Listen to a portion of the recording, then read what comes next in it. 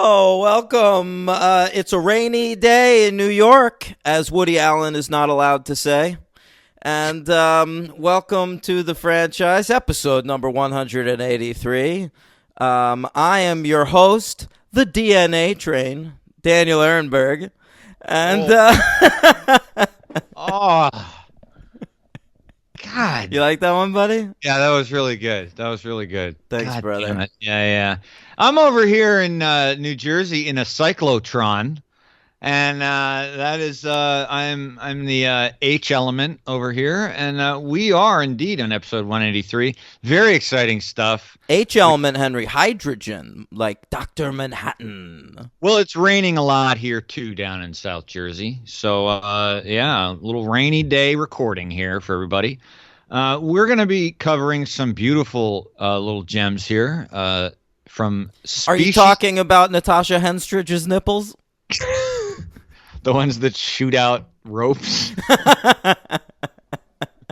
Yeah, if you didn't get that joke, we're talking about Species this week. And, I mean, they called this movie Species, more like spicy. Am I right? It's pretty unbelievable. It did confirm to me I had indeed never seen Species 2, so I was happy about that. I had never seen a frame of that. There are a lot of breasts. We'll get to it. There's a lot of breasts. Yeah. All unmoving. Just, I don't know. They all look like paper mache breasts just sticking out of a body. It's like video game breasts. Yeah, they kind of are. Well, a lot of them might not be real. So, I mean, I don't know. They looked real. I think But, Henstridge's are, but I would argue that many of the other miscellaneous breasts that you see in the movies are unreal. The MBs are probably the Shiri Appleby special. Yeah. H-Dog, I am a fan of the Species films. I had seen the two that we're covering this week. I have not seen either of the ones next week, although I have read the premises on IMDb, and they sound great. I have not. I didn't want to yet. I didn't want it to color anything in here for me. So they do look great just from the casts, though. I did take a peek at the casts. So Definitely great stuff. Henstridge at least in for a cameo on one of them. Yeah, I mean that's good. I think that's probably a good thing. Not that I have anything against Sonny Mabry. Sure, but this week let's talk about the full Henstridge. All right. Yeah, the whole 10 yards. Am I right? Is she in that? Yeah. That's not Amanda Peet? It is, but It's both of them? Well, I was looking at her filmography, and she's in apparently, I think, both of them. Are they both naked? Is she naked too? I don't remember. I remember Amanda Peet very well being naked. That would be too. crazy if there's a movie where Amanda Peet is naked and Natasha Henstridge is also in it and fully clothed. It was later in her career. She was probably like, I don't have to do that anymore. But later in her career. It's 3 years after Species 2. That's right. She's done with that, man. Yeah. All right, let's talk about Species, Henry. A film that came out the summer of 1995. A great time in my life. I was 9 years old, reading that New York Times Arts and Leisure section. Wanted to see this. This is one I managed to see very young, Henry. Was able to sneak it by my parents because it looks just like an alien movie if you show it to them at Blockbuster. Oh, look at you. Sure. And you couldn't sneak that by today because they don't make movies like this anymore. They don't make big budget erotic sci-fi movies. You're right. And if they did, everyone would already know. There's too much information. Everyone would know what it is coming out. Back then, you could get a Species video box cover and just be like, hey, Ma, don't look at the back. Here's what this is. Yeah. I want to rent it. No, it's like, hey, Ma, you remember you watched Mimic and The Relic with me? This is another one of those. Dude, this movie is so... It's nothing... I mean, it's a little bit like those movies, but I remember at the time... Those were like the three indistinguishable movie titles. It was like, oh, is that in the Mimic or the Relic or Species? And Yeah. They were never indistinguishable for me, Henry. I was always well aware of the differences between those three films. Well, I mean, I was Guillermo too, del Toro's best movie, Mimic. It's very And good. I It's agree. a good movie. Yeah. I never saw The Relic. I don't. Oh, that wait, no, that's Penelope Ann Miller, isn't it? Yeah, that's a good movie. She's running around a museum. Right. And right. who's the director of that one? It's someone weird and interesting. I think it's like Ben Stiller or something. It's not Ben Stiller. Although Ben Stiller is one of our finest filmmakers, Henry. And he likes museums. So yeah. Oh, that's what made- true. Yeah, he's been on some overnights. Yeah, he has. He has. All right, Species. It's directed by a guy we I don't think have talked about yet on the podcast, but quite a major name in the world of filmmaking, Roger Donaldson.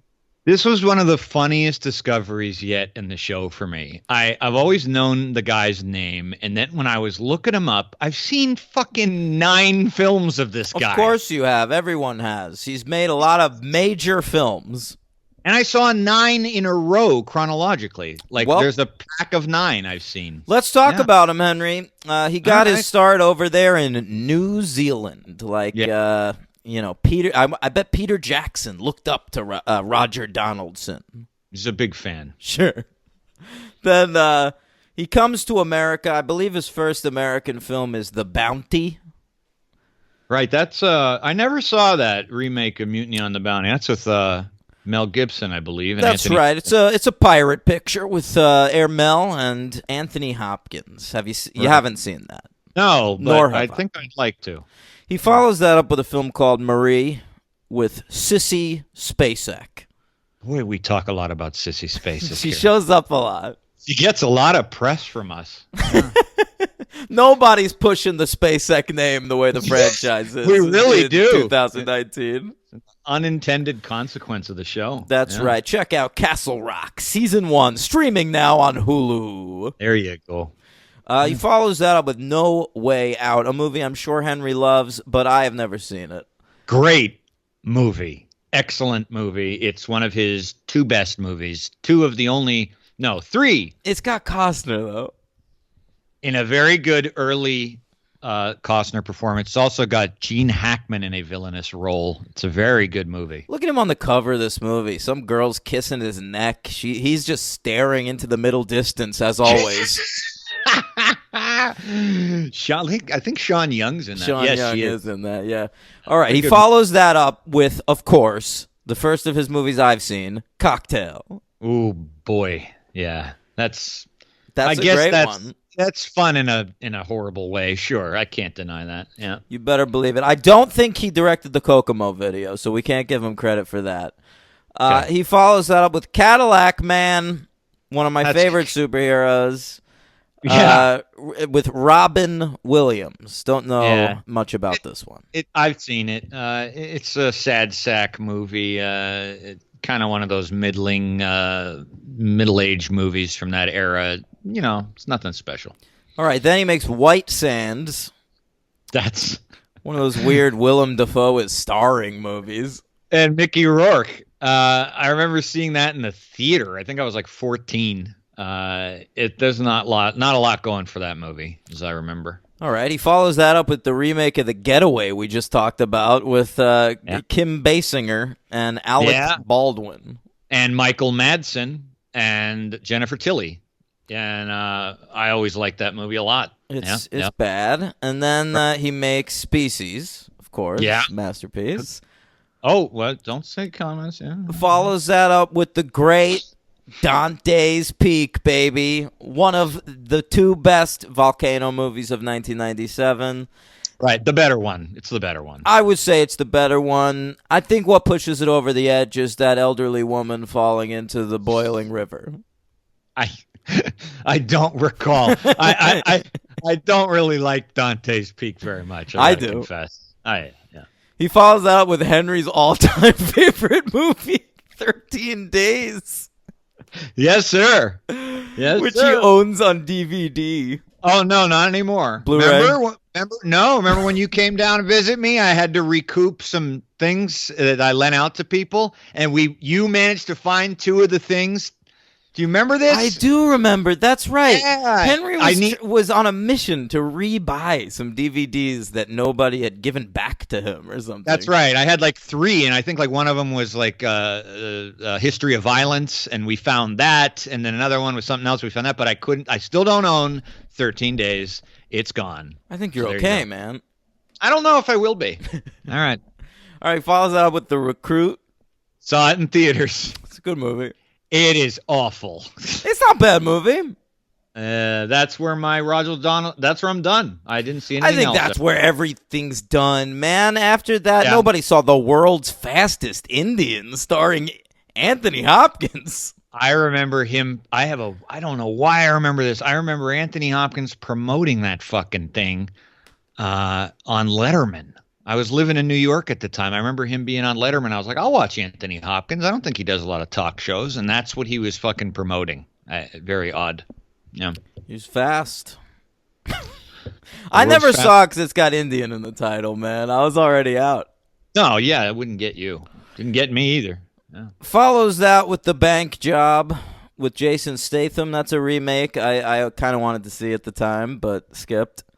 Yeah. Then he did a Nick Cage movie that didn't come out in theaters. Then Pierce Brosnan's The November Man. And finally, what's this, a doc? Yeah, whatever. A racing documentary. Jesus, he's really in the weeds now. Yeah, he is. He doesn't come out. Yeah. He All lost. right. So that's Donaldson. He's He over. made a lot of high-profile films, though. That's what surprised me. He was a major filmmaker, Henry.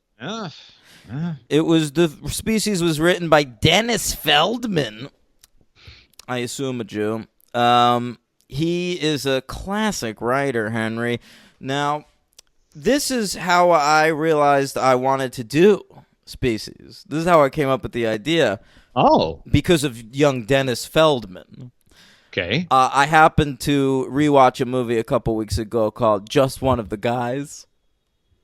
All right. I don't know that. Okay. It's about a girl who's just starting at a new school. And so to be respected and as an experiment, she dresses up like a boy and goes to school and convinces everybody that she's a boy. Who's in this? This is ringing a bell. I don't remember the actress's name. All right. This is ringing a bell. Okay. Yeah. I can't all right. believe you wouldn't have seen this. Joyce Heiser is the name of the actress. There's really no one famous. William Zabka is like a bully, and Sherilyn Fenn is around. So she's a boy, but she makes friends with a guy at the school. She falls in love with him. Yes. He's having weird feelings, Obviously. thinking he might be gay. Right. And then at the end of the movie, it all goes to hell, and it all culminates, Henry, in, I'm not exaggerating here, my favorite boob reveal in the history of cinema. Whoa. She's been a convincing boy this entire movie. All of a sudden, to convince this best friend that she's not actually a boy, she just rips that top open, baby. Just pops some boobs out.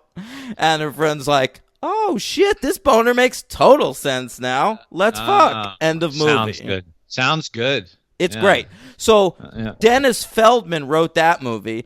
I immediately ran to IMDb. I was like, this is amazing. What else has he written? Yeah. And it turns out Species. Okay, that's how you came on it. Yeah. All right. But also, so he wrote The Golden Child, one of the worst movies ever written. Holy shit! Yeah. He wrote Wow. and directed Real Men, another sci-fi thing that I have not seen. And Virus, the great Jamie Lee Curtis movie that was barely released. Right. Well, wow, Mr. Feldman, The Golden Child. Well done, sir. Ugh. You have one admirer. I'll take Virus over The Golden Child. Yeah, that's what happens when your taste is. All right.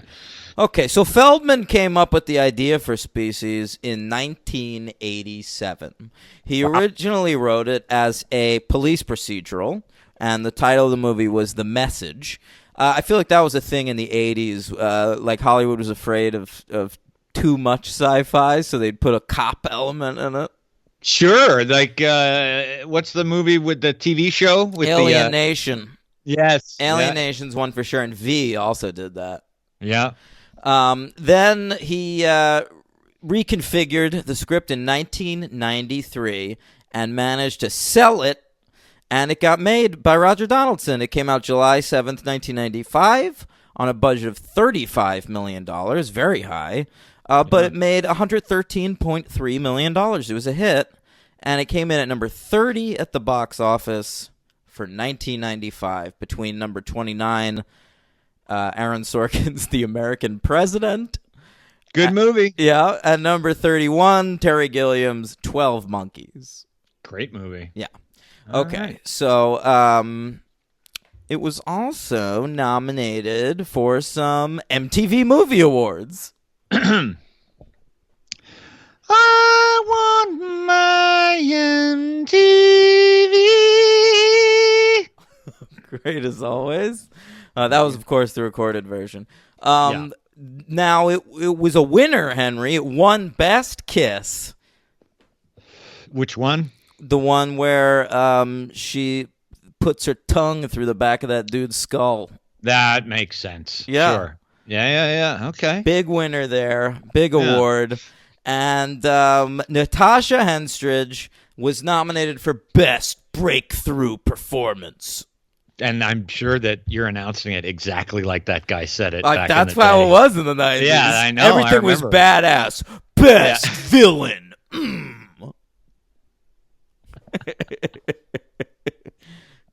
Best credit sequence. Except I bet it was like most desirable female. Yeah, it's true. Change the intonation and timbre for everyone. Yeah. Henstridge lost, I'm sorry to say, Best Breakthrough Performance to amazingly George Clooney in From Dusk Till Dawn. Wow. Okay. Yeah, I guess that was his breakthrough movie performance. That's not what I ever considered it, but all right. I like that movie. I always thought Clooney's performance breakthrough was out of sight.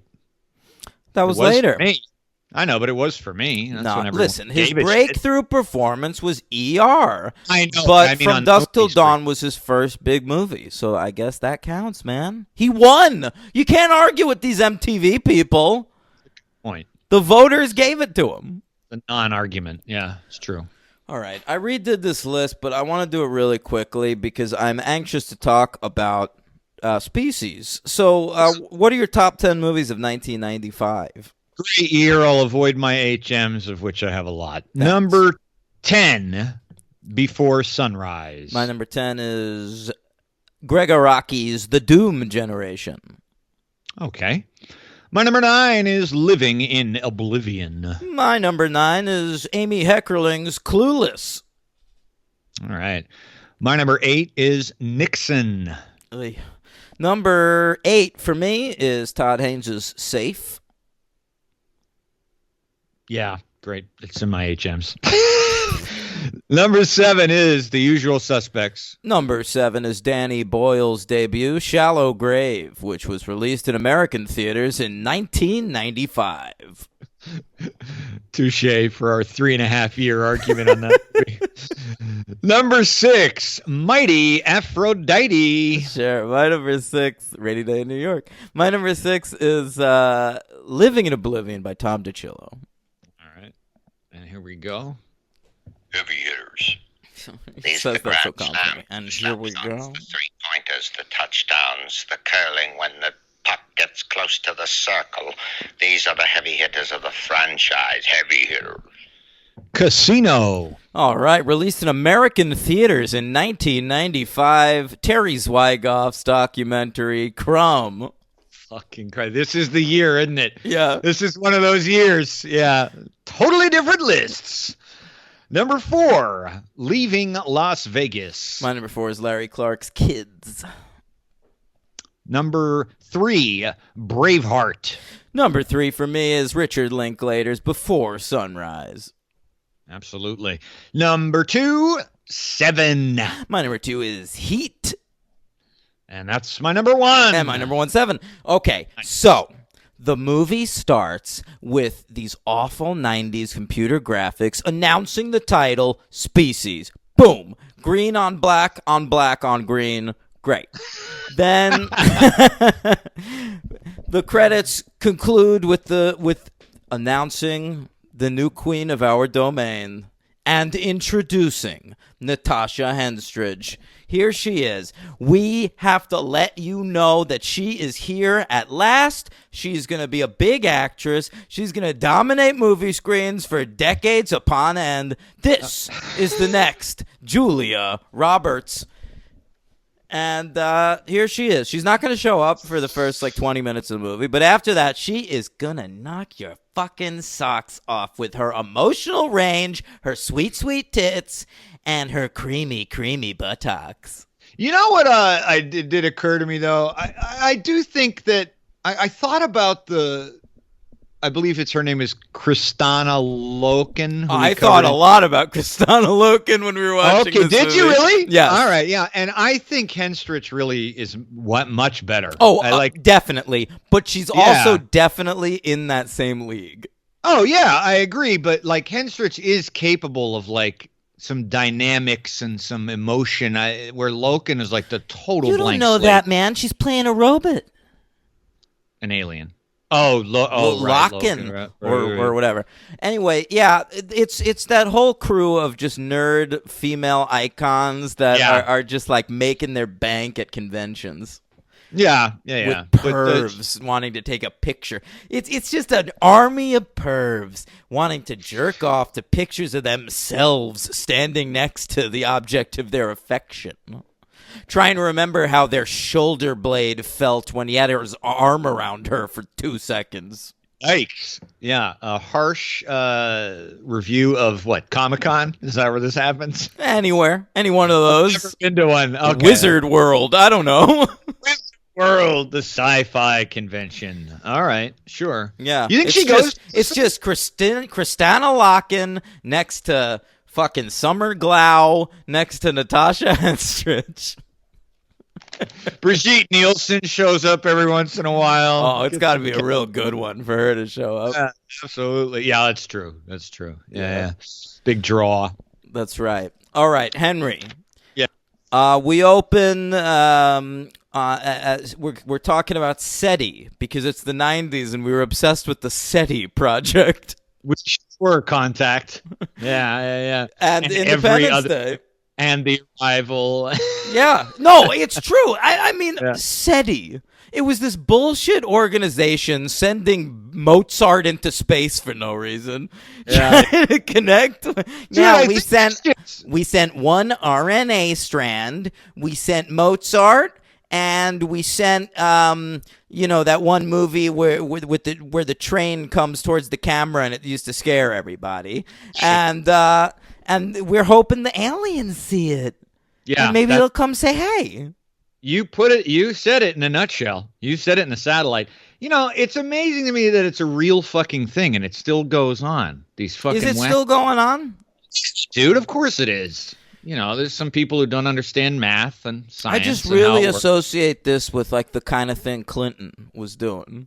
This is like a Clinton project where he was just like, hey, gang, why don't you send the White Album out there into space, see what happens? I love Beatles. We're going to send it out there, see if anybody responds. If they don't, who cares? Good expenditure, tax money. Yeah. So, SETI. That's what we're doing. Clinton would be happy if Natasha Henstridge. Oh my! This is what he was going for. I think that program was given some more taxpayer dollars after Species came out. I think it worked out just fine for Bill. Oh, that's original. All right, I couldn't help it. I'm sorry. All right. So they find sign of alien life, Henry.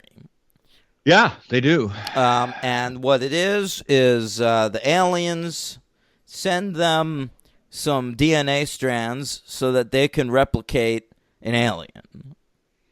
Yeah, by the way, the thing you were referring to before, I never knew this. Did you know this? It's in the plot description. When they send all those images from Earth about historic things and certain, it actually has a name. It's called the Arecibo message. Oh my God. Isn't that unbelievable? Yeah, yeah. 1974 it originated. Arecibo, It's folks. like when we talk about like the Library of Congress. Like that's what they're sending out. This fucking shit is real. Yeah. Oh my god. All right, whatever. It's unbelievable. It's come a long way. So they take some ovum and they put them into a device. Most of them don't work, but they get like one that works and like three more that look like they might work that they put on ice.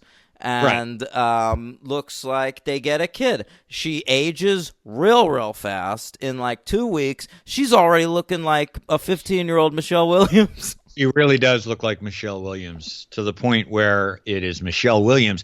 I couldn't believe this 3 years before Dawson's Creek. Dude, I haven't seen this movie in a long time, but I had seen it a couple of times. I didn't remember her in it at all. No. And I think the last time I saw it, she was not a movie star. So No, she was probably just the Creekster. Yeah, Jen Lindley. No, right. Exactly. Yeah. And yeah, so that was funny to look back on this. Talking shit about her friend Abby at her funeral after she fucking got too drunk on the dock and fell backwards and broke her neck. That's a great episode, though, for real. It is a fucking good episode, man. Yeah, it is. Episode 13 of season 4. Yeah. It's season 2, but it might be around 13. Okay. I knew it was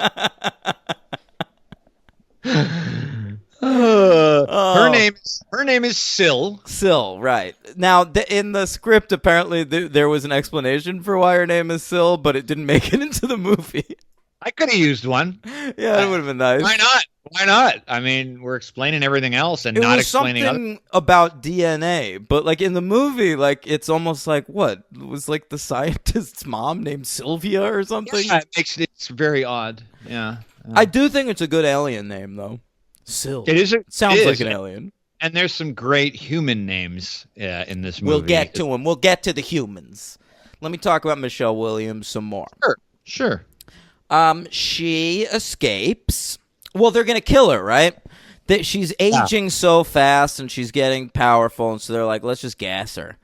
Yeah, that's it. But she gets out there into the world. She escapes. And all hell breaks loose, Hank. Yeah, she gets on a train, a real nice train. It is a nice train, and a very nice ticket taker. Sort of a black woman with an air of wisdom about her, one of those characters. I was very upset that she got knocked off. I knew she was going to get it. Man. I know. I don't think Syl held any ill will. No. Not personal. Syl had no ill will, all right? Syl didn't warn her with saying, I'm a little concerned. Nothing like that. She just... But she needed to get older fast. So she kills this woman for her lifeblood and then forms a cocoon to grow older into Natasha Henstridge. All in a train compartment. No one notices. Right. In the bathroom of a train, I think. Or in the bunk of a That's no bathroom, man. That's like one of those train compartments like you see on the Hogwarts Express. Yeah, that's true. It's pretty big. It fits a giant cocoon. I know. And I could have used some Bertie Bott's every flavor beans. I don't know about you. I don't get that joke. Maybe one of those chocolate frogs. Am I right? Yeah. You saw the movies. Oh, I'm sorry. I don't remember Bertie flavored beans. Bertie Bott's every flavor beans. Don't you remember Dumbledore's all, alas, booger.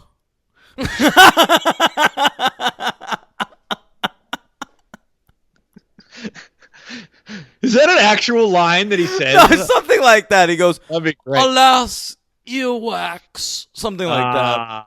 Yeah. Yes. Okay, thank you. Okay. So, we meet some of the SETI boys. We've got Ben Kingsley. He's like the head of SETI. At one point, he cries a single tear for Michelle Williams, and I think it was CGI. I don't think it was a real tear. Kingsley's like, I just acted in Schindler's List prior to this. I do not cry on cue for silly sci-fi movies. And Roger Donaldson was like, well, can we blow that thing into your eye that'll like cause a tear to come out? And he's like, no, add it in post. I played Gandhi and Itzhak Stern. You can add it in post. And Roger Donaldson was just like, okay, mate, just add it in post. Okay. What else? What else do we have here? Oh, wait, I have more Michelle Williams notes that I forgot about. Yeah. She kills a hobo? When did that happen? Yeah, she that's their first victim actually. She just punches the guy and he like breaks it half. Oh, I forgot about this. Right. Yeah. Before she is in the train, she hops just into the boxcar. Like this is Bonnie and Clyde or something. And she just punches a hobo and he like dies under the weight of her punch. I mean, he breaks in half and is twisted around. He's like fucking corkscrewed, like Predator style. It's pretty insane. Yeah. I didn't even get the train. I didn't understand because she's like, it's like this really nice double-decker train, and then she's in a boxcar. Is it a different train, or is I don't think it is. Because different classes of people. The train stops. She gets out of the boxcar. She walks into like a thing to get some information and some clothing, and then she gets back on the train, and they believe it's her because they were like stopping off at this rest stop. Wow, what a strange train this was. I wouldn't mind. It's not as strange as the train of her dreams. There was a spooky ghost train that she kept dreaming about. That's right. That reminded me of Ghostbusters 2 when it runs through Winston. Did you know, Henry, that train, they didn't have the money for it, and they were going to cut it out of the script, and, creative director H.R. Giger, who worked on this film, H.R. Giger, loved the ghost train sequence so much that he put up his own money to make it a reality. And I really do think it was worth it, Henry. So worth it. It added so much to the film. You know, I have to say, I've seen H.R. Giger on behind-the-scenes documentaries on, like, Alien, and that was not a bad impression of him. And I know for a fact you have no idea what he's actually Yes, I do. Oh, you do? Yes. Okay. That was a good impression. Thank you. I am H.R. Giger. I saw one where he's petting his cat, and the cat only has one eye. This is my cat encephalopod. I call her Sil for short. There you go. That's how they got the name. Pretty good. His cat. Yeah. Oh, okay.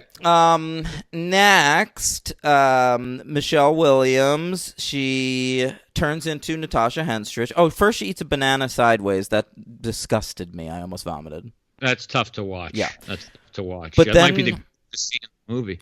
It's up there. Natasha Henstridge, she puts herself together, puts some makeup on flawlessly, and then she checks herself into a motel. And I enjoyed the motel, like, watchman. You know, like the motel owner guy? Yeah. He's just sitting there making a buck. He doesn't even make any sleazy comments. That's exactly why I liked him. I felt it coming that in Species, the guy who runs the motel is going to try and fuck her. She even comes in there, and she's like, where can I find men in this town? And, like, I thought he was going to be like, right here, baby, hop on this dick. But instead, he was just like, there's a club down the block. Have fun, sweetheart. You know. Yeah, no, you're right. That was a nice touch to not have that happen. Yeah. It's so nice for a character not to get attempted raped in a movie because it happens in almost everything we cover. It's just going to say the same thing. I couldn't believe it didn't happen in Frozen. Hey, off screen, you never know. Two things. One, when you were talking about the train and you said, did you know what the story with that train was? I must say I wanted to stop you right there because I was really anticipating you saying in real life that train after the movie was crashed carrying and killed all of its 50 passengers. on board. Yeah. Totally thought that's what you were going to say. No, sadly not. And I was going to say that unfortunately off screen, this shit did happen to Natasha Henstridge. You read about that? What? Two-time interview guest, Britt Ratner. No. How does he fit into this? Oh, invited her to his room, forced her to give him oral sex. Oh yeah. Oh, Yep. great Hey, stuff. She got him on it. He got it Me Too'd from her, but I thought that was pretty. Zip, pretty a bad. do. All right. That just kind of made me sad because Of course, it's horrible. it's horrible. Obviously, I'm not obviously, but it's just like you're looking at this movie. And it's like every act, like nobody is untouched by this filth. It's just like this young Natasha Henstridge. She's like fucking 20 in this movie, and it's like even her, it's like what a fucking prick. Made me mad. All right, Henry's off fighting the power over there. Listen, of course, it's a horrible thing, and I wish he wasn't off living in some penthouse or something somewhere. I mean, because that's it. Like, he's made enough money, he can just like be a piece of shit out of the public eye for the rest of his life. Oh, I think eventually they'll get him. I hope so. Anyway, sorry. Anyway, so we set up a team to go find Syl. And Sure do. who do we have here? We've got a military assassin named Preston, but we only ever call him that when we introduce the character. For the rest of both movies, we only refer to him as Press Lennox. Press Lennox, yeah. Then we need a lady on the team. All right, so even though it's the mid-'90s, still with 80s hair, we've got old Marg Helgenberger. Yeah. That's true. Yeah, spending some time in the lab, preparing herself for the next 15 years of her life. Yeah, I guess so.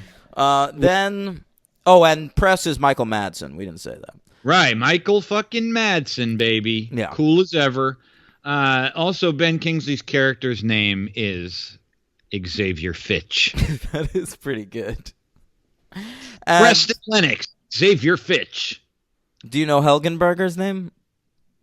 Yes. Her name is Dr. Laura Baker. We went back to basics. Yeah, that's for that pretty one. simple. And then we have an empath on the team, and this is young Forrest Whitaker, wearing a knit cap and just saying a lot of stuff like, I sense that you're angry at me. Yeah, I just yelled at you. I got it. She's over there. She's over there. There's an empath Her over there. There's an empath in Team America, Henry. And remember. This is honestly not exaggerated. Like, that is not exaggerated from this. It's like the exact same thing. Okay. I don't remember that in Team America. That's great. Yeah. They're like she went home with a guy, and he's just like, quiet, everybody. I sense that it was a nice man, not a mean guy, a nice man. He had a boner. We're looking for a nice man capable of boners. Let's find him. Yeah, I gotta say, man, there was a weak link in this movie, and I want to say the script, but I really can't. I want to say the direction, but I really can't. I gotta go with Mr. Whitaker, whom I love, but wow, was this character fucking dumb. Forrest Whitaker is, I believe, a Best Actor winner.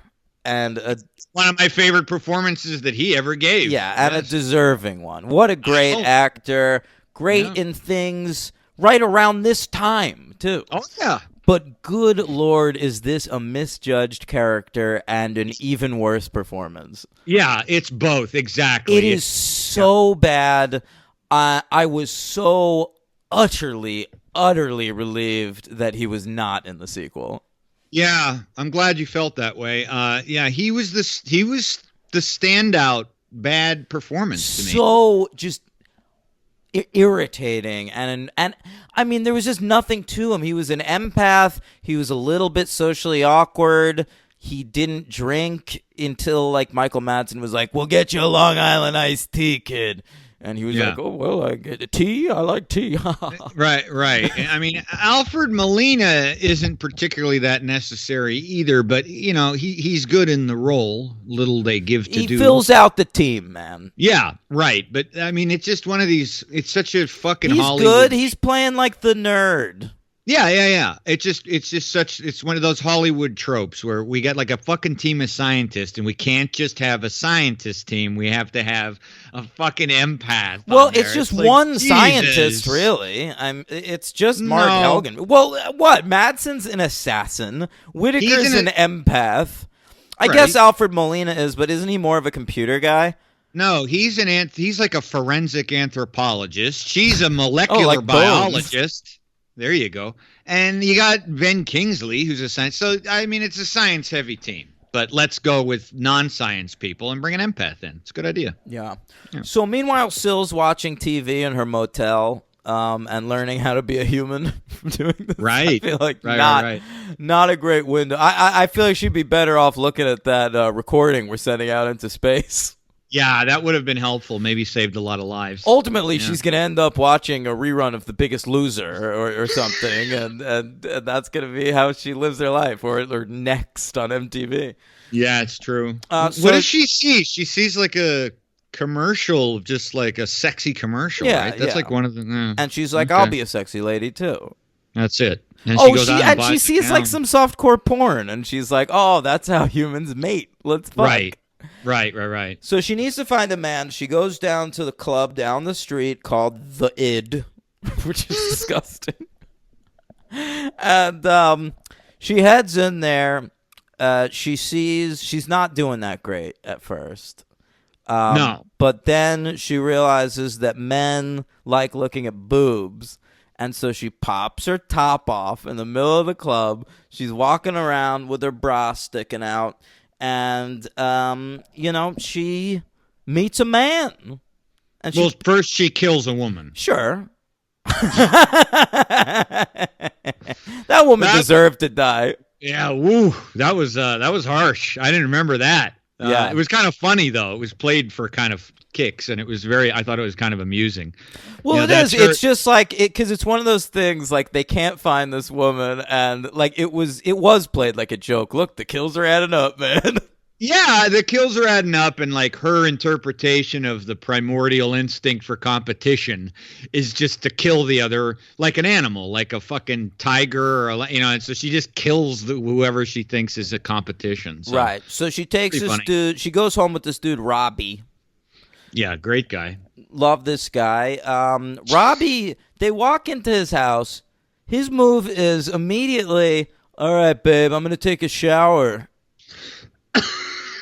So weird. That's a weird move, man, because that doesn't automatically translate into sex. I mean, I understand, like, you're coming out of there wearing a towel, so it suggests sex. But they're already there. Like, what? He's already got her in his place. Just sit down on the couch and kiss her. Pour a drink, light a candle. It's like, hold on for that whole libido thing. I'm going to go take a shower, freshen up. Feel free to take one, too. Yeah. So I'm okay. Thanks. He heads into the shower. She walks into the bathroom eventually. He's like, oh, fancy meeting you here, stranger. I'm just here taking a shower. And then she gets naked for him. He's like, sweet, babe, I'll get naked for you, too. Oh, he's already naked. He's in the shower. But then she smells something. Something smells off, Henry. Yeah. This fella has got diabetes. Now, I didn't know that. I thought that was a little clever. They play it to death by the end of Species 2, but as a rewatch, I didn't remember. Like, I thought maybe, does she have more human traits where she's actually hesitant to go through with it? No, she's got a mate. She's in heat. But what I'm saying is I did not expect the answer to be because he is, in fact, diabetic. Yes. Right. So he... she says, oh, I got to go. I'm not going to fuck you. You're diabetic. Yeah. And, fair enough. And he starts going after her. And she goes, "Hey, I said no." And he goes, "Listen, you said no. Duly noted. But too late, babe. Come here. I'm going to go ahead and rape you right now." So, she's like not going to let herself get raped. So when he goes in for the kiss, that's when she sticks her big long alien tongue out and it punctures the back of his head. And that's where the MTV Awards said, "Gotcha." Yeah. That is award worthy, ladies and gentlemen. I saw you glance to your notes. Is duly noted? That's what his exact word That's is. a quote. You said no, duly noted. Wow. It was fun to watch him die. It sure was. That's the thing about most of these kills in the movie. Most of them I was fine with. It's just so crazy. Like, she's been escaped at this point for like 2 full days. Yeah. And all she's trying to do in that entire time is fuck and get pregnant. Right. And it's just, she can't. It's like one of the most beautiful women in the world. And the whole premise of the movie is this beautiful woman is walking around Los Angeles, desperate to be fucked, and no one's fucking her.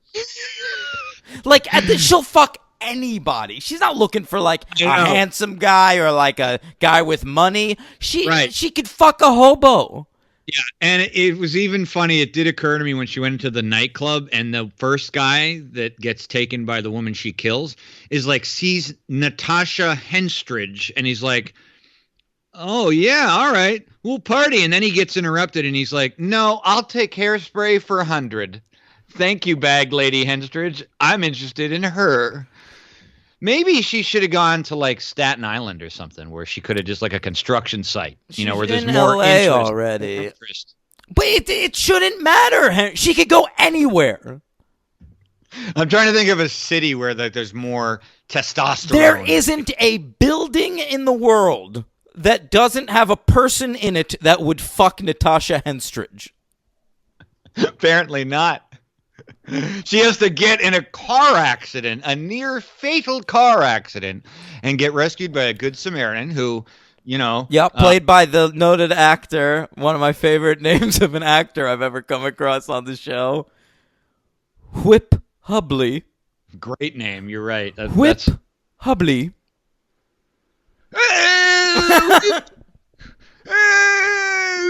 Whip Hubley. Yes. Is he in the British Film Institute? I think he is. He's a member of the British Film Institute. He is a former financial advisor and American actor. Wow. Okay, so they go into the hot tub together.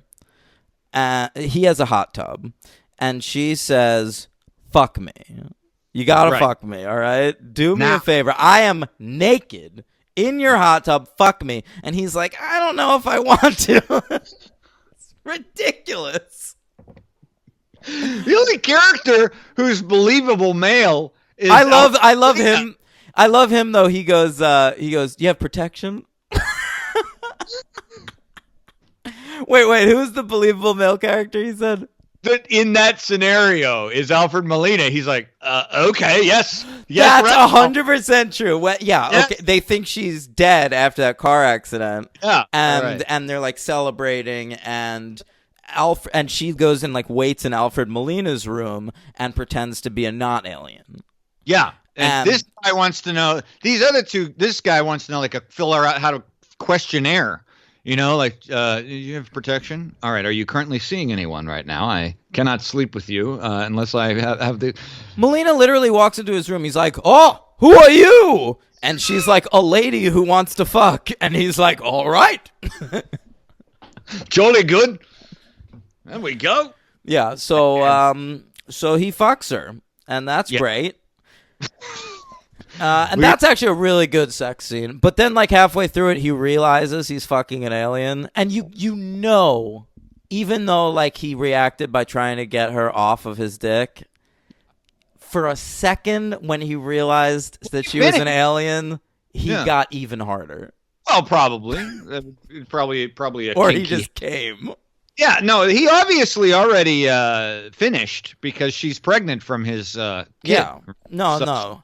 he's He okay. He got what he needed. he He shot does- up. Oh, that's right. He shoots up there. Yeah, And she goes, I feel it. I'm pregnant. And he goes, silly woman. He sort of mansplains to her. Like, I know a lot of women think that you can get pregnant at the moment of conception, but this is bullshit.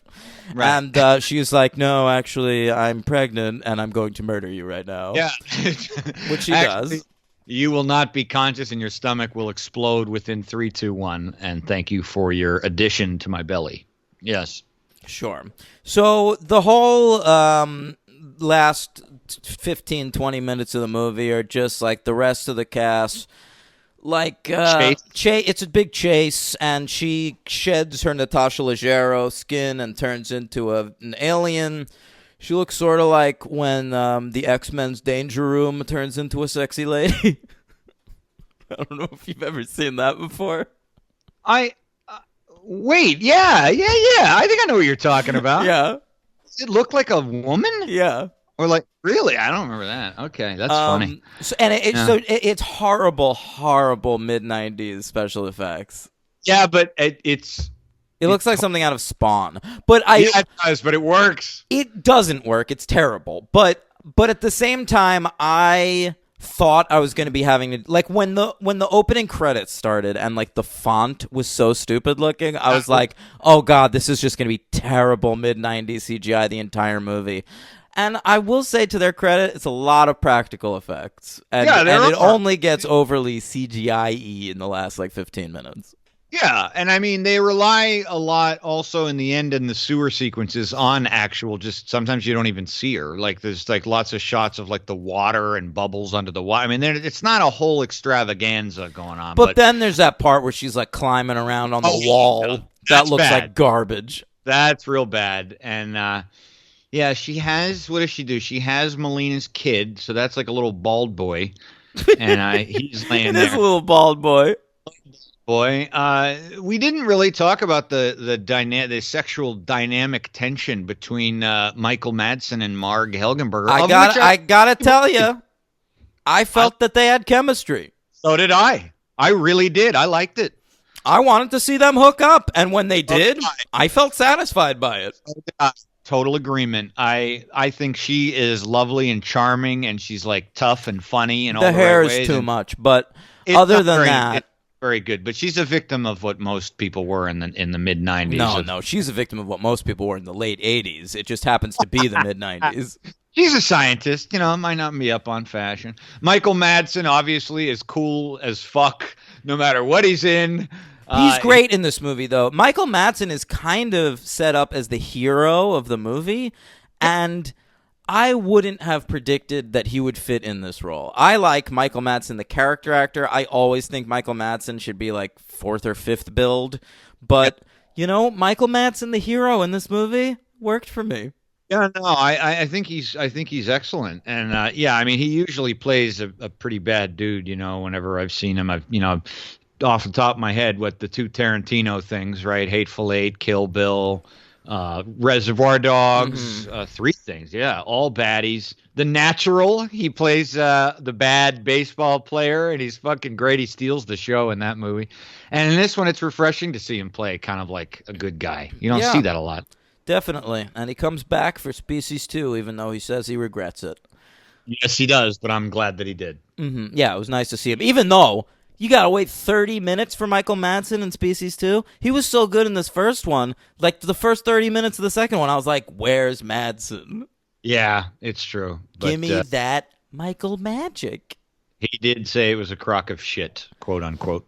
There you go. So we get a little philosophical monologue to end this movie where they're saying the alien and the human, she's a hybrid. Which half was the predatory half? Yeah, very. And I mean, that's a little too too late for this movie. But all right, they went for something. Maybe Yeah, that's they what did. got HR Giga interested. It's yeah, it's true. I forgot about that line. It's true. I mean, you could look at that as complete pseudo philosophy, or just a cute, interesting point that a little sci-fi Hollywood movie is making.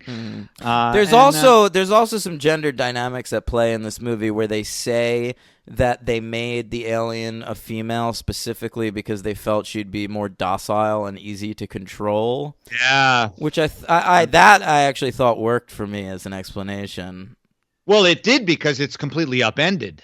That's why it works. Yeah, exactly. It's because it. they're self-aware of it. Yeah, exactly. I mean, I think it's Madsen's character who makes fun of it later. He's like, it worked out real well. Yeah, it's a fun movie, man. It's a fun movie. What do you give it? I feel like I want to up my star grade because this was no, I'm not going to. It's okay. I really, really liked it. It's a very, very high 3. Of course it's a 3, Henry. Come on. First of all, I need you to stop it with this high 3, soft 3 bullshit. It's cowardly. I'm still giving the rating. Hey, you're lucky I don't invoke congressional privilege on this show and start making us do halvesies. If you started doing halves on this show, I'm quitting. What do you do on Letterboxd? No halves. Well, it's what they want, don't they? On there? No, there's halves on Letterboxd. Everyone does halves. I don't use them. All right. No, because I wanted to give it kind of wanted to give it 4, but it's really not a 4-star movie. I mean, it's a very good sci-fi movie, though. I mean, why would you not give it 4? Because it's stupid. Right. Like to me, a sci-fi movie with like a brain in its head, like Contact or Arrival, deserves a 4.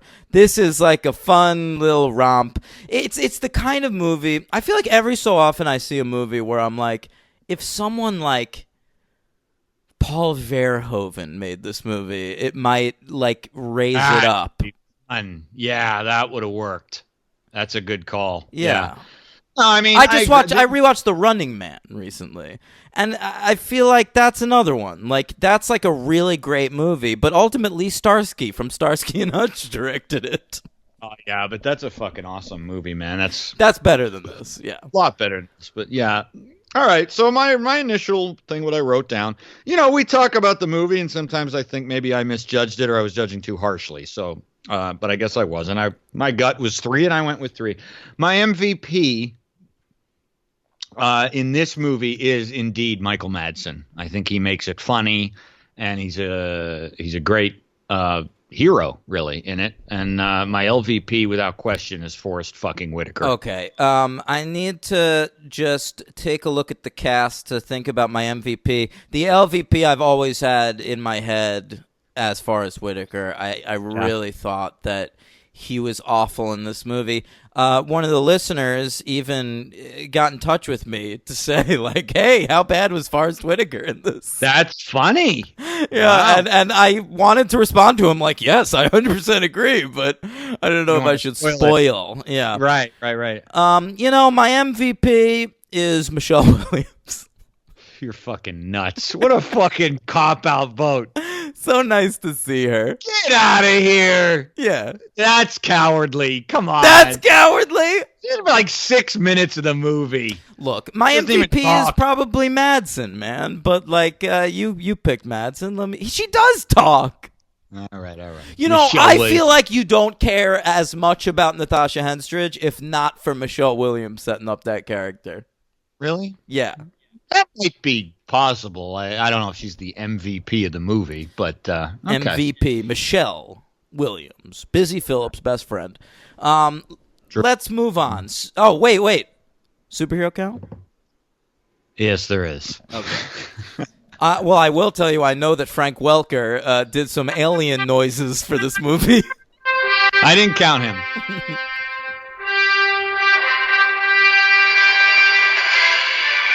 Oh, we didn't talk about the cliffhanger in which an alien, or a rat eats a leftover tentacle.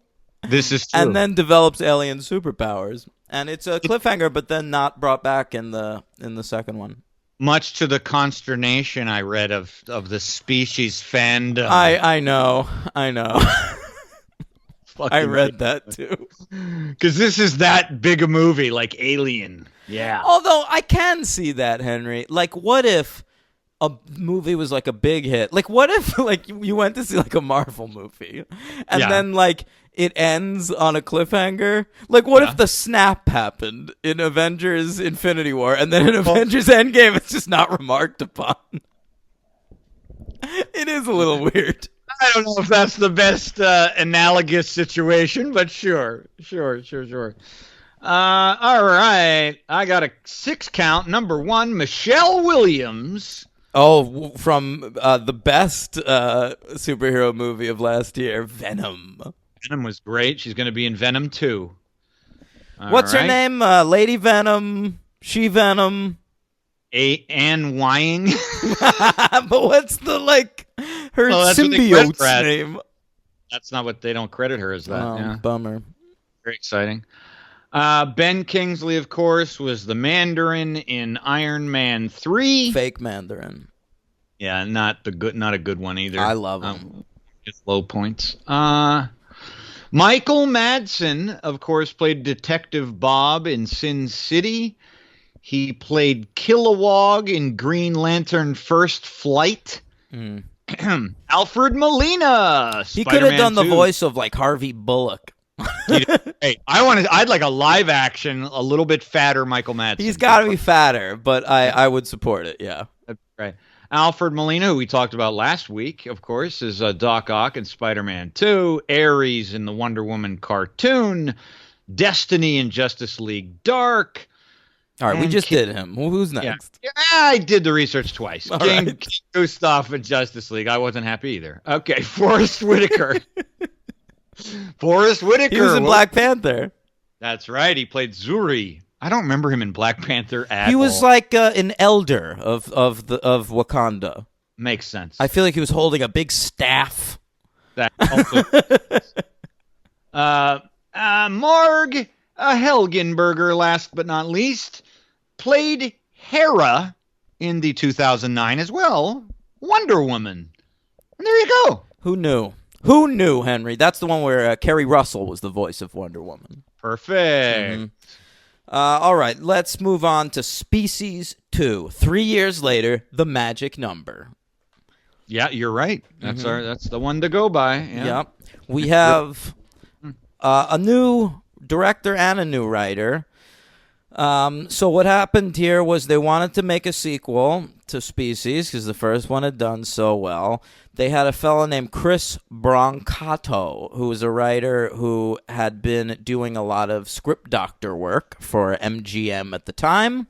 And he was in the process of trying to get an Outer Limits movie made, which they tried to get made through the entirety of the 90s, and it never came out. Oh, wow. All right. Yeah. Okay.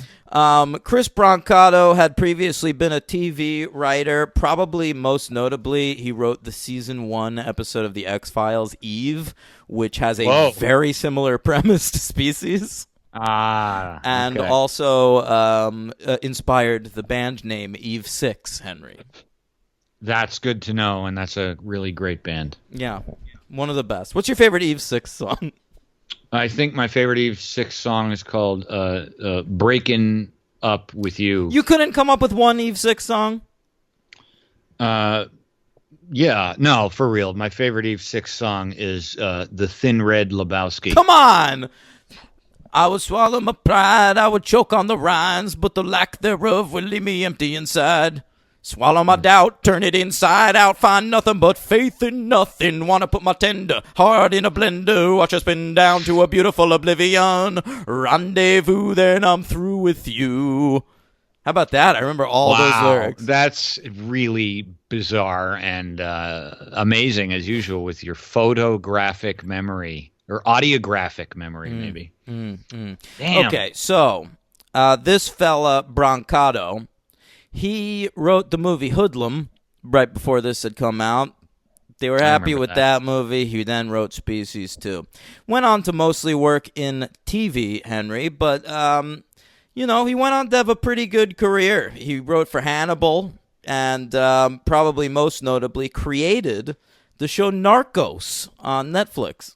Oh, yeah, Unseen by Me. Yeah, but people like that show. They love it. They love it. And he created the current show, Godfather of Harlem, with Forrest Whitaker, right? yeah. I haven't seen that either, though. Nor have I, but it's weird. There's, I work in Harlem now, and there's like ads for that movie all around, and it's like, Oh, really? it's like a movie studio telling the people of Harlem, like, you know who rules over you? Forrest Whitaker. Oh, man. All right. Go ahead. We have a new director, Henry. Yeah, that's who I'm looking at. This also made me want to do the Species films. Boy. Because I just recently watched one of his films. Can I guess which film you watched? Yeah. You must have watched The Changeling. No. Okay. Peter Medak. He's a journeyman, been working since the 60s. The Changeling is probably what he's best known for. That was a movie made in 1980 that people like. I've never seen it. Me neither. He directed Zorro the Gay Blade, which I have seen and is hilarious. What else? The movie that I like, he did The Craze, which is based on the serial killers in England. Their story was also told in that movie where Tom Hardy's in a car.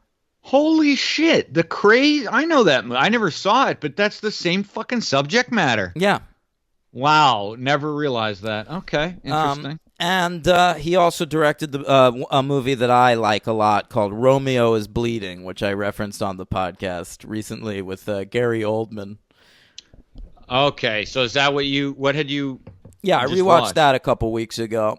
So All I right. kept coming up on these Species movies, looking people up on IMDb. Makes sense then. Yeah. And he had a hell of a, well, not a hell of a, but worked on a lot of good shows. Yep, one episode of Breaking Bad, one of The Wire, a couple Hannibals. He's done some stuff. Yeah, he's an employee. As I like to say, he is a working man. Yeah. He's a working director. A working Hungarian man. All right, so this film finally comes out April 10th, 1998. First one, July, second one, April. I don't know about that. I love it. A budget of 35. They gave him the same amount as the first one. This one did not hit, though. Only made $26.8 million. Ooh. Yeah, lost money for MGM. Came in at number 89 at the box office, right between number 88, Hard Rain. Nice. I have seen that. Yep, me too. Christian Slater. Yeah, Morgan. And 90 was The Replacement Killers. Okay, nice. Both of which are better than Species 2. I disagree. I think Species 2 is better than The Replacement Killers.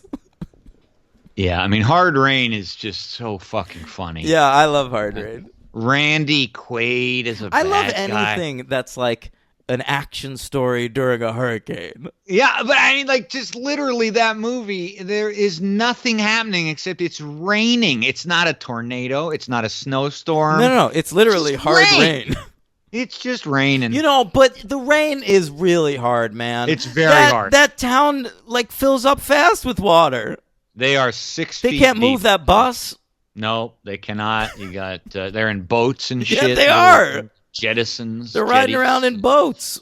Yeah, it's true. It's true. Yeah. All right, trying to do a heist.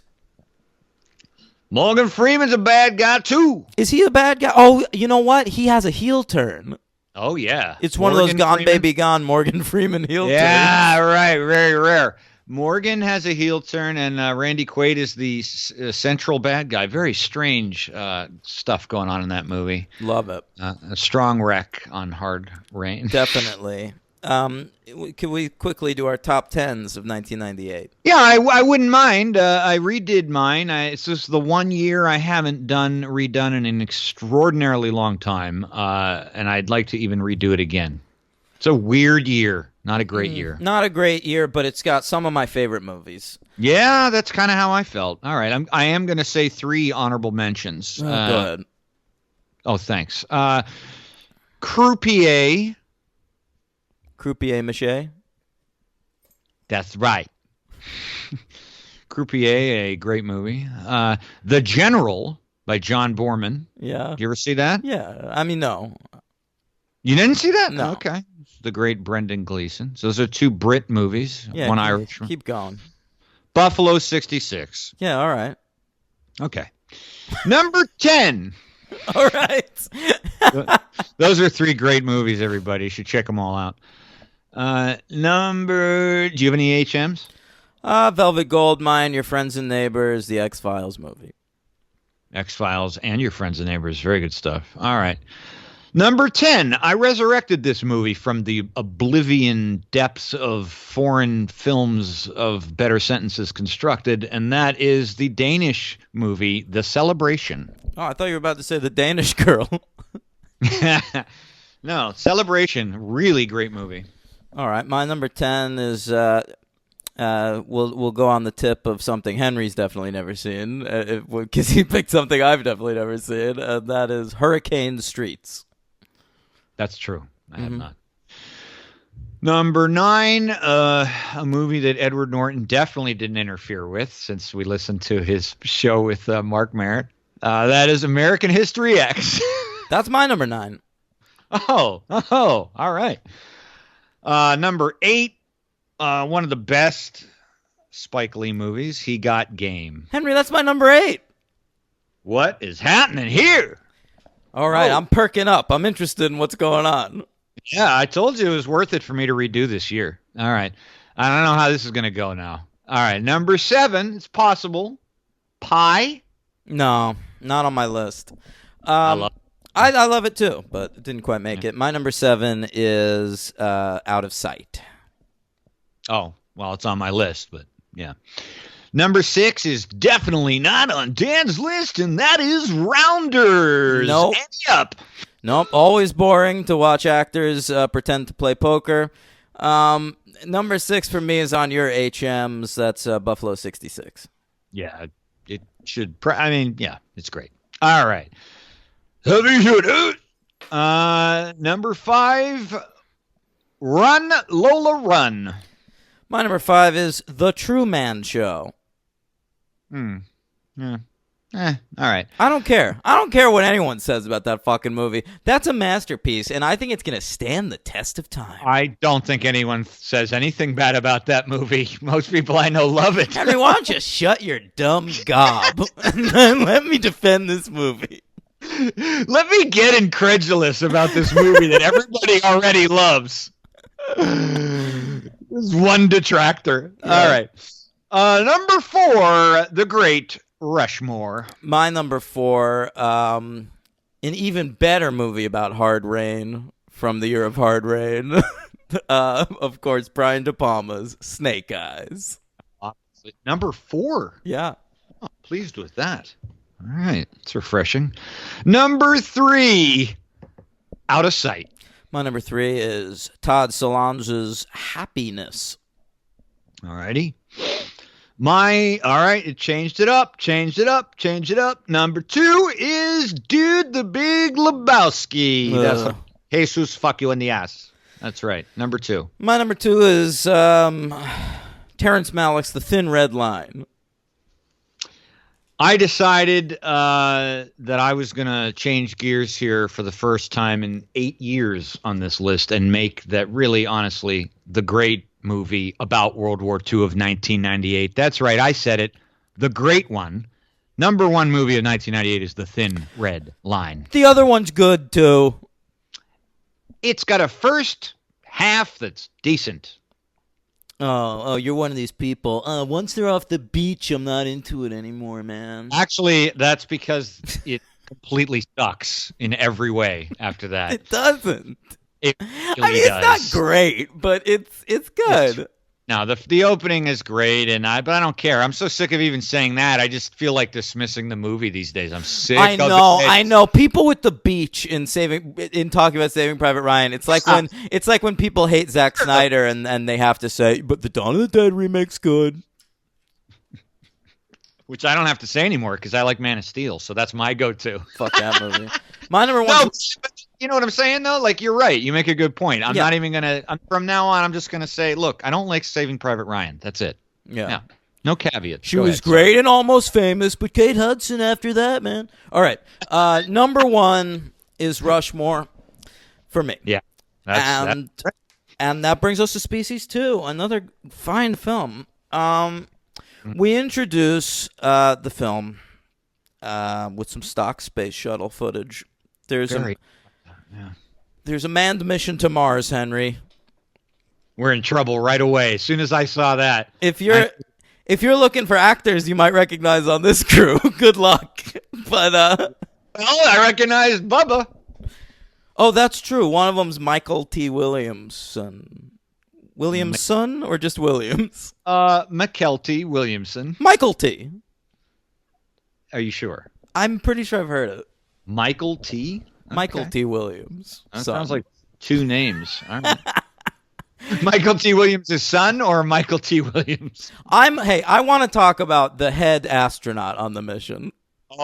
Oh, we can. This is an actor named Justin Lazard, and I wanna know more about this fella. All right, he his IMDb page starts with him in 1988 and goes all the way to 2000, where it stops dead in its tracks. And I'm interested in this. I direct anyone who's listening to this to his IMDb trivia page. Does it have anything to do with the lewd conduct charges? Are there lewd conduct charges? I'm looking at his wiki, so I bet if you combine the both pages... All right. Let me hear your thing first. On the evening of July 4th, 2006, in Lakeport, California, Lazard was arrested and charged with indecent exposure and resisting arrest, having been, quote, exposing himself near one of the piers of the local park. During the arrest, he was tasered by one of the officers. On July 4th? Was it during, like, the fireworks? I don't know, man. He pleaded guilty to a misdemeanor charge of lewd conduct and agreed to pay $7,500 to a named family. His psychiatrist attested that his behavior was due to a transitory severe psychotic breakdown. Yeah. I think he stopped getting roles and he lost his mind. I think that might be right. Didn't know he was getting roles before or after this, but I guess he was. But here's another fact, Henry. This is on his IMDb trivia. Okay. I've never seen this before. Ooh, all right. It says here, as of 2019, his whereabouts are unknown. No way. Oh my God, maybe he's on Mars. Where is this guy? Oh. And this really got me thinking. You watch these movies from like the 80s or 90s like we do. Yeah. These people are still around. They still exist somewhere. It's true. Isn't that amazing? You can probably find these people just like on Instagram or Twitter, and they're not actors anymore. They're just people. Dude, you could probably, I must say, you could probably be walking around New York and just fucking pass him in the street. I could live with this guy. He might be one of your roommates. Hey, were you in Species 2? No. I'm the oldest of my roommates, so it's definitely not one of them. He's 52. Yeah, he's 52 these days. I'd love to know more about him. Is he alive? Justin Lazard. Yeah, anyway, he's a horrible actor. But he's on his way to Mars with Michael T. Williamson and some lady, and it's the first manned mission to Mars. They bring some samples back. You know, the first, 10 minutes of the movie is just them collecting samples on Mars. I felt like I was watching a Ridley Scott movie. Well, it was that was weird to me and extraordinarily boring and uncreative because we get to Mars in this movie. It's supposed to be this amazing thing, as it is in most movies, treat it that way. And they get on the surface and he just gets fucking dust. And then they come right back. They never walk more than 5 yards away from the shuttle. Yeah, right. I mean, this is what rovers have already been doing we have dust. Yeah, start drilling. Start drilling for oil, baby. Yeah. You know, Dan, we're having a weird symbiote. We need more oil. Send a model up to Mars. Yeah, who's that? That's Clinton. Oh, right. We're still in 98. It's true. No, he's on something else in '98.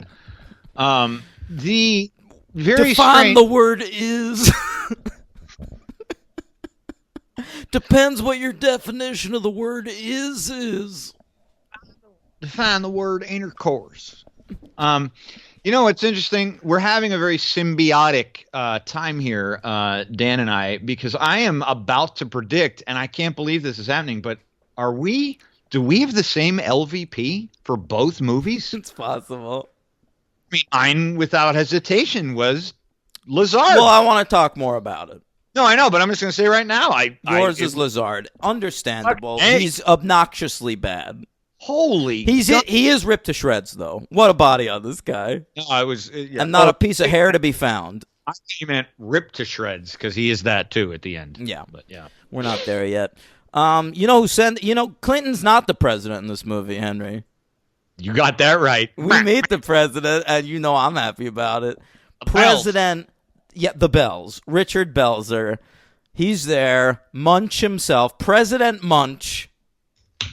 Yeah. Was that his character on what was that on? Law and Order or some shit? It was on every show. What are you talking about? No, man. I don't Munch. remember. He has the record. He's been on like 19 shows as that character.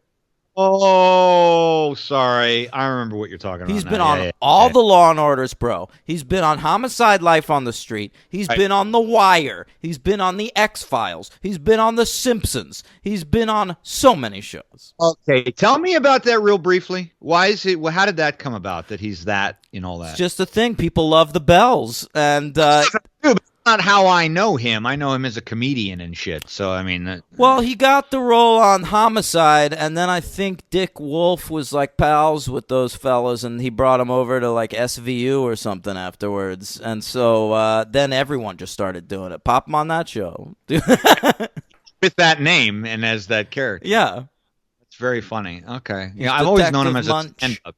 Yeah. All right. I think that's a great idea for a podcast, Henry. The Munchcast. You go around, you review every episode of a show that Richard Belzer has appeared in as Munch. It's a good idea for a podcast. Like it would fill like probably a year. More than that. More because Law and Order, there's got to be like he's been on like 200 of those. Oh, gotcha. Boy, it would become a little bit tedious after a while, though. But Definitely. But you got a good brain on you, kidda. Listen, somebody out there wants to start Munchcast. I will appear as a guest on it, and I will promote it on the show. Okay. All right? You'll get the franchise bump. There you go. What are you doing over there? I was setting aside my 98 list. Oh, okay. It was in my way. All right, so President Belzer sends them to space. They get back. Something weird happened. They lost time out on the shuttle. And it looks like everyone but Michael T. Williamson has been injected with some alien virus. Yes. We've already talked about Clinton and impeachment. Now we can talk about Nixon and impeachment. There's a missing gap on the space log of 7 minutes. Great point. We're missing 7 minutes. 7 minutes are missing. What happened? What happened, man? Senator Cromwell will get to the bottom of it. Who is also Lazard's dad. Yeah. You know, Cromwell, I have something to say. All right, let's hear it. I found him to be very strikingly handsome for an old man in this movie. James Cromwell? I really felt that way. I was watching Cromwell giving his son a dressing down in a government building in this movie, thinking like, when I'm that age, if I look like James Cromwell, I think I'll be all right. Really? Yeah. Wow. All right. Interesting. I don't consider him a particularly good-looking guy. I never thought so either, but he's like old, he's bald, and I just think he wears it well. Well, he does do that. He's very distinguished. When you said dressing down his son, I always just remember the one line of his from an otherwise completely forgettable movie. Are you talking about That'll Do, Pig? That'll Do, Pig. No. Never saw Babe. What? I know. We got to cover it. I just shouldn't have said that. Yeah. No, I've seen all 5 of them. There's only 2. No, but I saw the direct to animated. George Miller directed it. I know, which is crazy. No, when when he's yelling at Josh Brolin as a young W, and he goes, and he plays George H.W., and he's like, "What do you think you're doing, horsing around, getting drunk? You're a Bush, not a Kennedy." Yeah, he's actually one of the best parts of that W movie. Yeah, he is. He's great. All right. So He's we've great. blown smoke up Cromwell's ass. You have. I have, Yeah, yeah. yeah. So what happens is they're back on Earth, and they're told that all of them have to be celibate for the next 10 days because there might be some sort of a complication. You might infect someone else. We don't know what happened in those 7 minutes. So Lazard immediately is like night one is like, I have got to get my dick wet. So does Michael T. Williams' son. He feels the same way. His son? I don't recall. I'm doing a pun upon the name, which I already did, but you weren't listening. Williams' son. Yeah. Got it. All right, Michael T. Williams' son, and Adele Dazeem. She's in it as well. All right. But and- I want to talk about Lazard's sex, Henry. Sure. The woman wants to get it too, which I liked. The woman astronaut. Oh, yeah. She's desperate for sex, too. Everyone's I like that. horny in these movies. Yeah. Horny. All right. So he hooks up with this girl. He goes to meet her up in the hotel room. There's another girl there. She starts to take her top off. She says, "My sister decided to join us. We share everything together." That threw me off. That really threw me off. Ooh, that's something that only happens in the movies, man. Just sisters desperate to fuck together. Yeah, but in what movie doesn't star like Sean Patrick Williams? I mean, like in this movie, that surprised me. I was like, why are they sisters? because Where he's did that come famous. This guy is like fuckably famous. Well, he's like the Neil Armstrong. I But guess. but this guy is like a dude who is like the Neil Armstrong, sure, but he's like the most famous astronaut since Neil Armstrong. He's also a really handsome guy. He's cut Right. to shreds. He's on his own cereal box, Okay. a cereal called Space Flakes, I believe.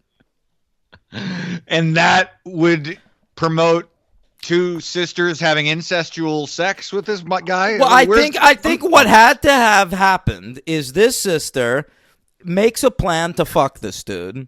She immediately calls her sister to brag. Probably true. Hey, what celebrities do you want to fuck? Well, obviously, astronaut Sam Lazard, and she's like, well, I'm fucking that guy tonight, and she's like, let me get in on that. Right. All right? She's like, we don't have to kiss, but you can sit on his face while I ride that dick. what did you just call him? Sam Lazard? What's his actual name? His real name's Justin Lazard. Oh, okay. I think his name is something Ross, right? Timmy. Patrick? Oh, it is Ross. I wrote Ross a bunch. Patrick Ross. Ross. Because he calls him Patty. Come on, Patty. So the first sister, it goes great. She comes super hard. She's into it. She hops off his dick, tags in her sister. You're up. Order up.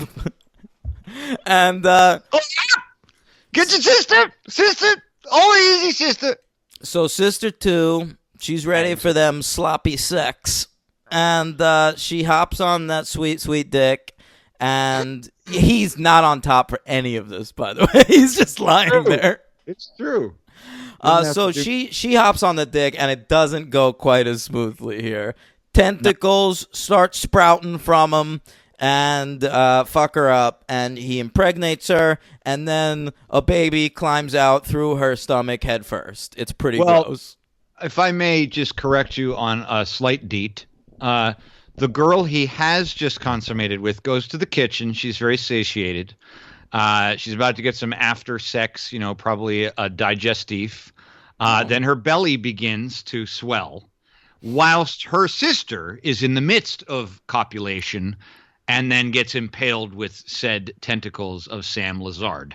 So simultaneous killing of both the sisters and it's a great sequence. It's a tragedy in this family. They're gonna talk about this forever. It's true. Remember when that famous really good astronaut point. slaughtered all of our children? No. I'm being their parents. Oh, yes. Yeah. Boy, at least. Do you think those are their only kids? Do they at least have like a son or another daughter? No, man. They had a girl. They tried for another. They tried for a boy. They got another girl, and then they stopped. Oh man, what a way to go for both kids. Mm-hmm. You got the sex and then the alien death. Boy. Definitely. So the two babies that climb out of their bellies grow up real fast, and then he takes them to a barn. They look like little lost boys from Neverland. They're wearing like rags. Very strange. I don't know where he got these rags. Like he just had like 2 potato sacks at the ready to put on these kids. They fit perfectly. He just gave them their mother's tattered clothes that they were ripped apart by his spear-like tentacles. Yeah, and they are in a barn. They look like children of the corn. It's very odd. There's a lot of children. That's the premise of this movie, basically, which we're told later on. Excuse me, I wrote it down. In the first movie, of course, the alien is a woman. She needs to get impregnated. She needs to get fucked. Okay? Right. Now, then there's the whole birthing process, which takes a minute. So like, it would take like 6 months for her to like develop enough aliens to like actually be a threat. Whereas in this movie, they specifically say that these astronauts, who are now aliens, could fuck the human race into extinction. That's a quote from this movie. And that's basically the premise of the movie. They're running around fucking, and they could fuck, he got 2 at a time. Yeah, it's true. Very, very good point. Very good point. I believe... by the way, I think who says that line, it's either Michael Madsen or it's George DeZunda, who I love. I think it's Madsen, but George DeZunda, who we have talked about on the show in Basic Instinct. Yeah. Another Law and Order alum. He was on the first season of Law and Order. Apparently didn't understand that Law and Order was going to be a police procedural, and after the first season asked to be let out of his contract because he was bored. Oh, no. Really? Yeah. Oh. Fun fact. And then they killed him off screen. The Deer Hunter's George DeZunda. I don't remember that. He's in that? Yeah, he in the opening bar, the scene that's like an hour and a half. Oh, the wedding? Yeah, he's one of the friends. He's hanging out at that wedding. Yeah. I love George DeZunda. He's in Basic Instinct. This is 6 years later. He's bigger in this. He did get big. And he is very big in this.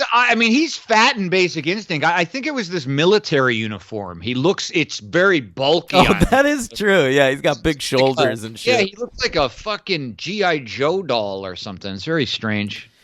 Yeah, it's true. He looks like fucking M. Bison from Street Fighter. He looks like Optimus Prime.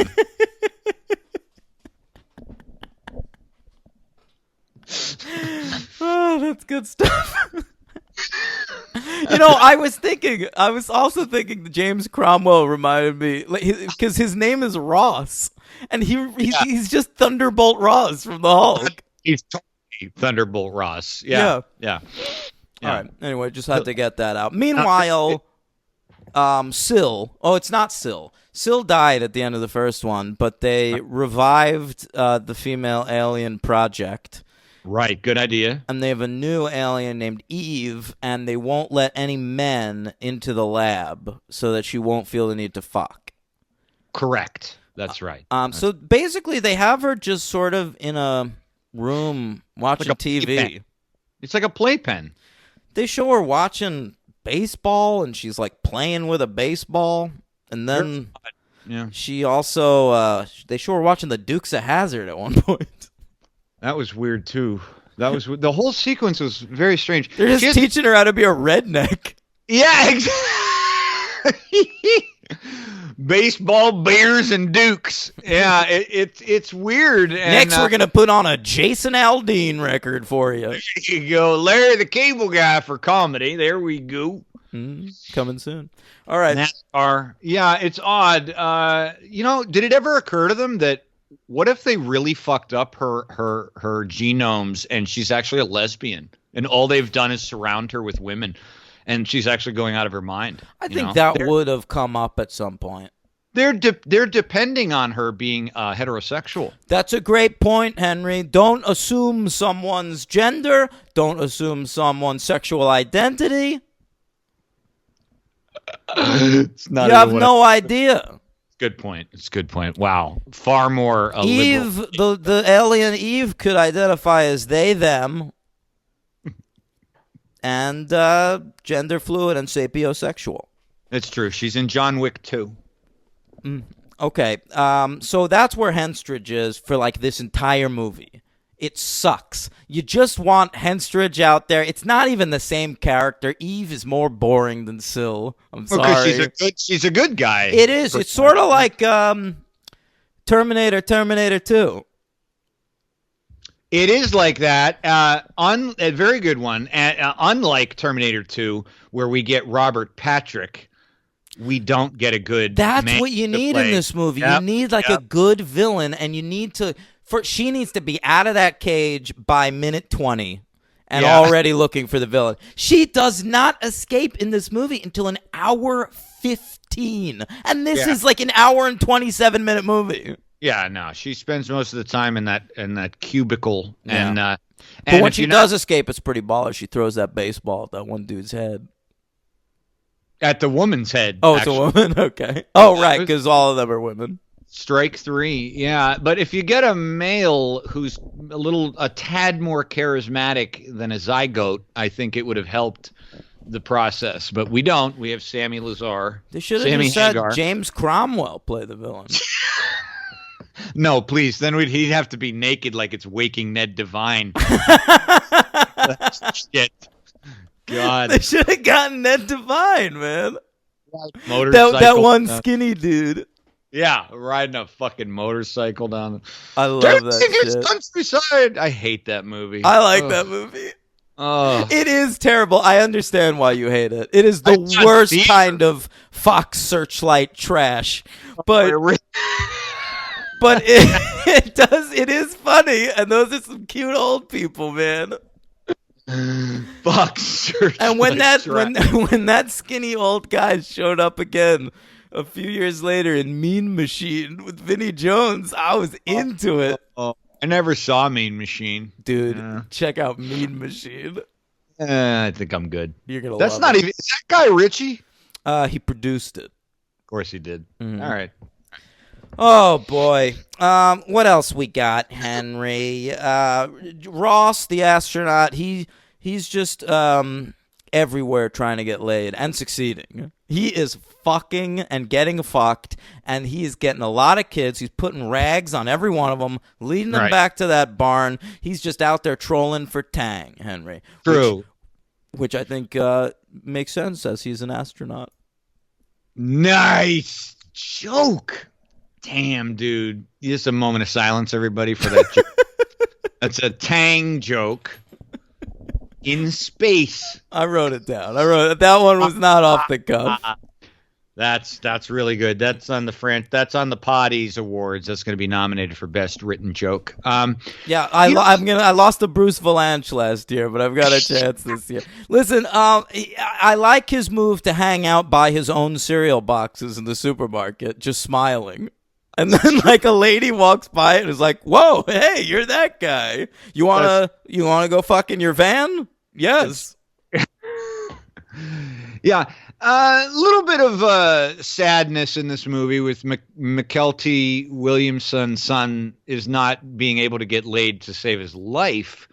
He just cannot get an uninterrupted time to have sex. And they have the indignity of giving him the most racist disease they could possibly give him. Oh, Henry, he has sickle cell. I mean, holy shit, Williams' son. Wouldn't you say, can you give me like, I don't know, anemia or something? Or like, I got a bad leg. Anything but sickle cell.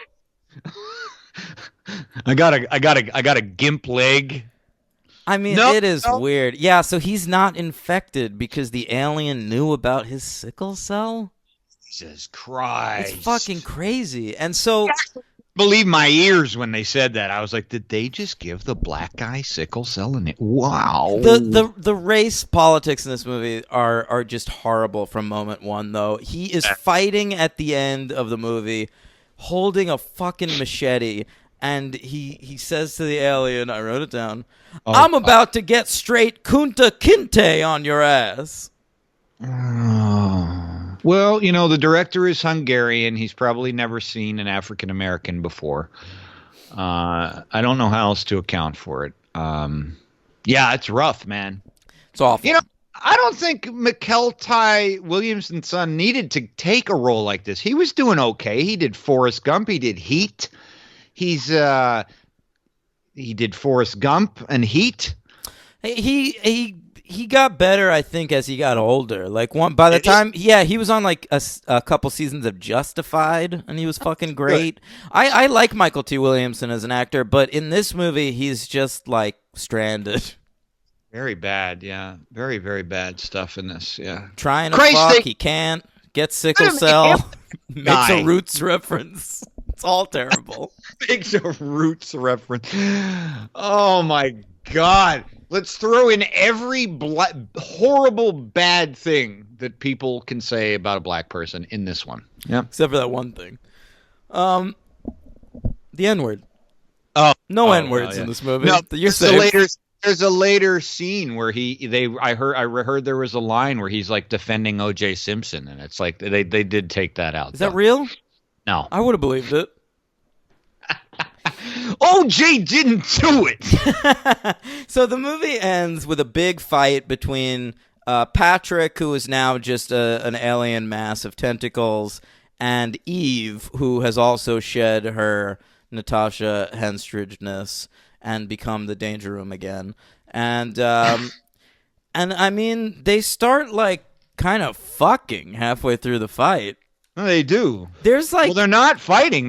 They're screwing. This sex scene between the two aliens has to be doing it for somebody. Oh, without there a doubt. has to be a small niche sect of dudes who are still jerking off to this. Alien sex. Because it gets intense, man. At one point, Patrick takes one of his fucking tentacles, which they just look like dicks. Yeah, obviously. He takes one of his fucking tentacle dicks. He just shoves it down Eve's throat. And she's just like gagging on it. Yeah, well, that's what she's trying to kill her. Felt like I was watching James Dean and Gina Valentina. Am I right?